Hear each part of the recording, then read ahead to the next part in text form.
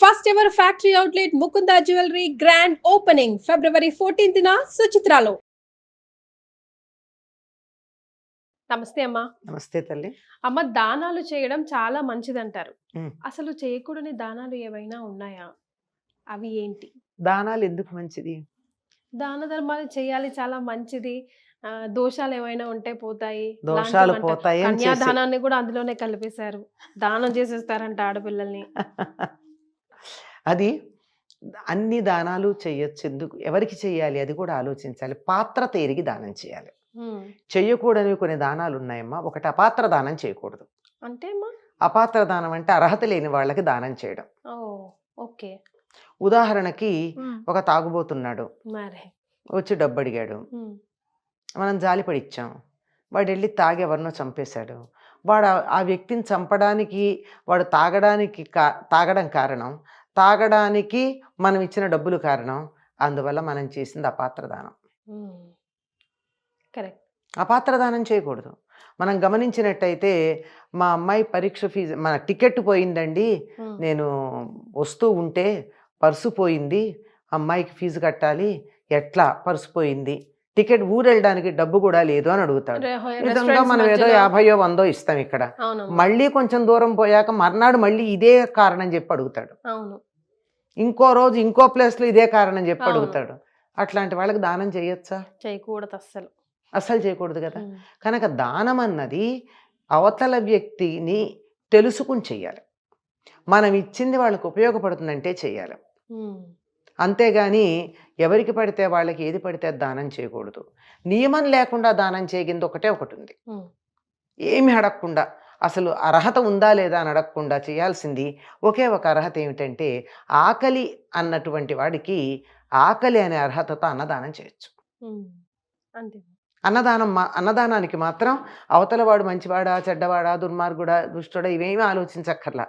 వాడికి ఉన్న అర్హత ఏమిటంటే ఒకే ఒక అర్హత, ఆకలిగా ఉండడం. అసలు భిక్షాటన చేసే వాళ్ళకి కూడా ఈ మధ్య మీరు గమనించారా అమ్మా? మనం తింటున్నప్పుడు ఎవరైనా, మనం ఇప్పుడు సిగ్నల్స్ దగ్గర ఆగినప్పుడు వస్తే డబ్బుకునే తీసిస్తే, వద్దండి మాకు డబ్బులే కావాలని. అదే కదా వాళ్ళు అంటే, వాడికి కావాల్సింది ఆకలేసి అడగట్లా, వేరే రకాలైనటువంటి భోగాలకో, చెడ్డ పనులకో, కూడని పనులకో డబ్బు తీసుకుంటున్నాడు. అందుకే మా తాతగారు అంటాం మేము, మా గురువు గారి తండ్రి, ఆయన చెప్తారు, జాలి పడితే జారి పడ్డట్టు అని. దయ కలిగి ఉండాలి కానీ జాలి పడకూడదు. దయ అంటే అవతల వాళ్ళతో వాళ్ళకున్న బాధను మనం పంచుకునేటటువంటి ఒక లెవెల్. అంతేగాని నేను ఇక్కడున్నాను వాళ్ళు అక్కడున్నారు అనుకుంటే మనం అక్కడికి వెళ్ళిపోతాం.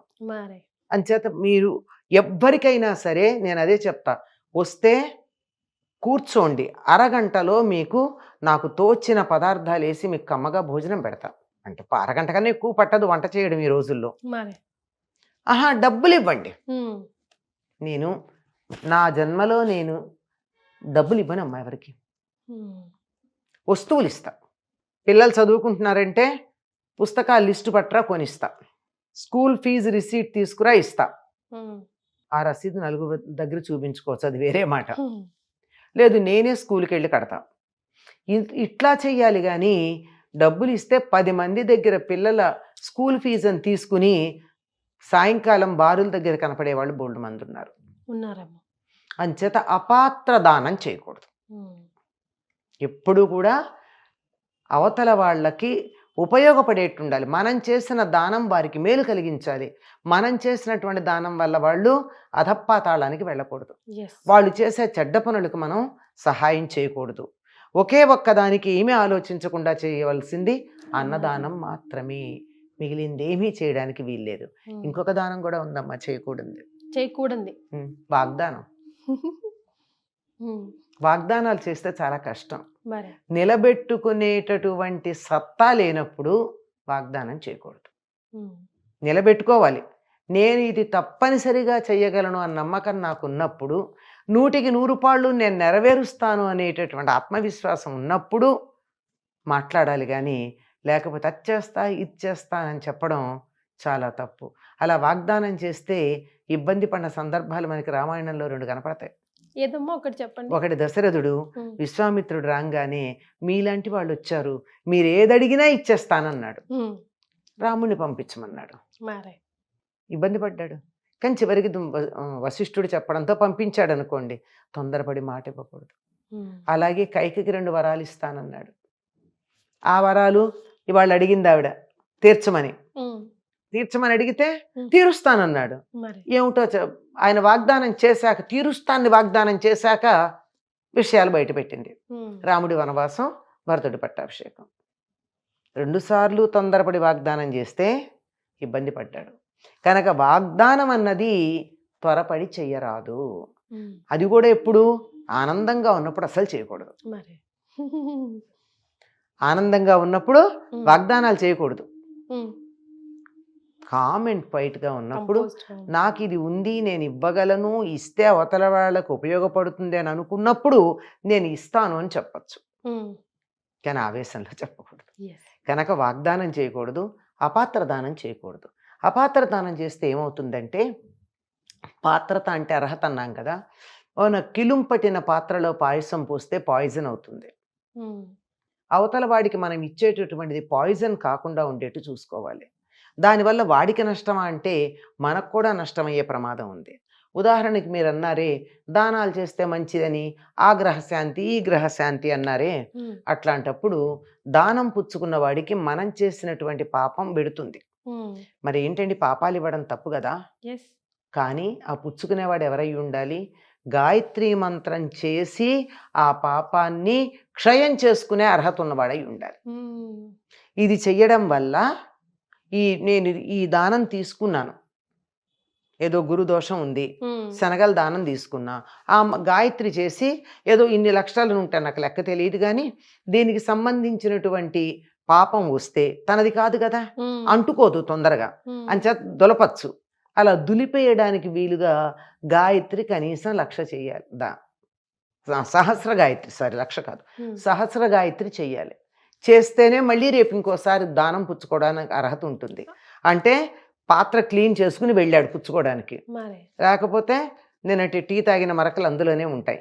అవును, అంతే. చాలా మంది ఈ మధ్య తీసుకోవట్లేదు కూడా, మళ్ళీ నాకు గాయత్రి చేసే టైం లేదమ్మా. అదండి, అందుకని అలాగా గాయత్రి చేసేటటువంటి వాళ్ళకే, అంటే మళ్ళీ ఏమిటండి బ్రాహ్మణులు గాయత్రి ఇలా మీరు చాదస్తంగా చెప్తున్నారు అని అనుకోవచ్చు. దానం ఇస్తే పాపం పోతుందన్నది చాదస్తం కాదా? అది చాదస్తమైన వాళ్ళు దీని గురించి మాట్లాడడానికి వీల్లేదు, అవునా కదా? అప్పుడు నేను దానం ఇస్తే నాకున్న పాపం పోతుంది అనుకున్నవాడు గాయత్రి చేసేవాడికే ఇస్తాను అని అన్నప్పుడు నోరెత్తడానికి వీల్లేదు. నీకు ఇది జరుగుతోంది అని తెలిసి నువ్వే చేసుకో, వాడికి దానం ఇచ్చి పోగొట్టుకోవడం దేనికి కదా? ఇలాంటి కాంప్లికేషన్స్ ఉంటాయి. కొంచెం బుర్ర పెట్టి ఆలోచిస్తే ఎవ్వరికన్నా సత్యం తెలుస్తుందమ్మా. కానీ నే పట్టిన కుందేటికి 3 కాళ్ళు అనుకునే వాళ్ళు ఇలాంటి వ్యాఖ్యానాలు చేస్తారు. అందుకని అర్హత కలిగిన వాడికే దానం చేయాలి. ఏది పాపాలు పోవాలనుకుంటే. లేదు నా దగ్గర ధనం అధికంగా ఉంది, ఎదుటి వాళ్ళకి కొంచెం తక్కువగా ఉంది, వాళ్ళకి ఇద్దాము అని అనుకుంటే అలాంటప్పుడు కూడా దాన్ని సద్వినియోగం చేసుకుంటారన్న వాళ్ళకి ఇవ్వాలి. పోనీ విద్యాదానం చేయొచ్చా? అన్ని దానాల్లోకి ఉత్తమ దానం అంటే విద్యాదానం చేస్తే ఆ నాలెడ్జ్ పెట్టుకునే సమాజానికి హాని చేసేవాళ్ళు ఎంతమంది లేరు? ఇప్పుడు ప్రస్తుతం టెక్నాలజీ నేర్చుకుని ఏదో బాంబులు అవన్నీ అట్లాగే కదా. అది కాదు, ఎందుకు మన ఏమంటారమ్మా సెల్ ఫోన్లతో అవతల వాళ్ళు హ్యాకింగ్ అది చేసి ఎంత ఇబ్బంది. అది కూడా నాలెడ్జ్ ఉండే కనుక ముందు ఏ చదువు నేర్పాలన్నా, ఏ విద్య నేర్పాలన్నా మనిషిలో క్యారెక్టర్ ఎట్లా ఉందో చూసి నేర్పాలి. విద్యాదానం చేయాలన్నా క్యారెక్టర్ అనేటటువంటిది, దాన్ని మంచికే ఉపయోగిస్తాడు చెడుకు ఉపయోగించడు అనేటటువంటి ఒక నమ్మకం కావాలి. ఆకలిస్తోంది పెట్టమ్మ డబ్బు ఇవ్వమని అడిగినటువంటి వాడు కూడా అన్నమే తింటాడు తాగడు అనే నమ్మకం మనకు ఉండాలి. అంచేత అపాత్ర దానం చేయకూడదు, వాగ్దానం చేయకూడదు.